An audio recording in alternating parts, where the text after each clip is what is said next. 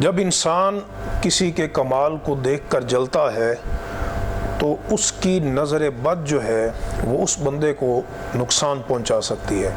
اس صورت میں ما شاء اللہ لا قوت الا باللہ پڑھنا چاہیے۔ نظر بد جو ہے اس کا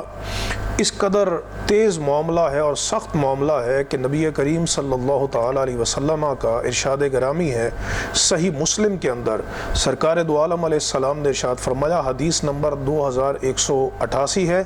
فرمایا کہ العین حق،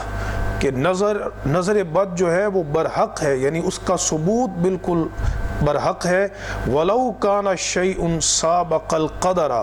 سَبَقَتْهُ الْعَيْنُ، فرمایا کہ اگر کوئی چیز تقدیر، یعنی جو ہماری تقدیر لکھی ہوئی ہے اس تقدیر سے بھی سبقت لے کے جاتی تو فرمایا کہ وہ نظر بد ہے، کہ جو تقدیر سے بھی سبقت لے جاتی، یعنی اس کا نقصان اتنا قوی ہے نظر بد کا۔ اور نبی کریم صلی اللہ تعالیٰ علیہ وسلم آپ حضرت امام حسن اور امام حسین رضی اللہ تعالیٰ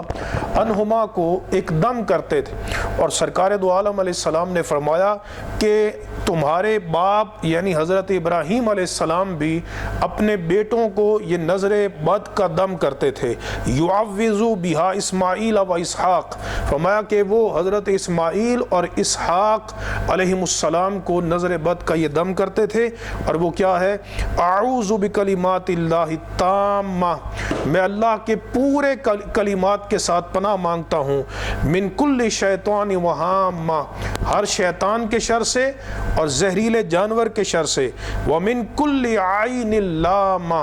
اور ہر نقصان دینے والی نظر بد کے شر سے میں اللہ کی پناہ مانگتا ہوں۔ تو بندے کو یہ کلمات خود بھی پڑھنے چاہیے اور اپنے بچوں کو یہ دم کرنا چاہیے تاکہ وہ نظر بد سے محفوظ رہیں، اور ما شاء اللہ لا قوت الا باللہ ان کلمات کی بھی کثرت کرنی چاہیے۔ اس کے ساتھ اللہ تبارک و تعالیٰ اس بندے کو نظر بد کے نقصان سے محفوظ فرمائے گا۔ وآخر دعوانا ان الحمد للہ رب العالمین۔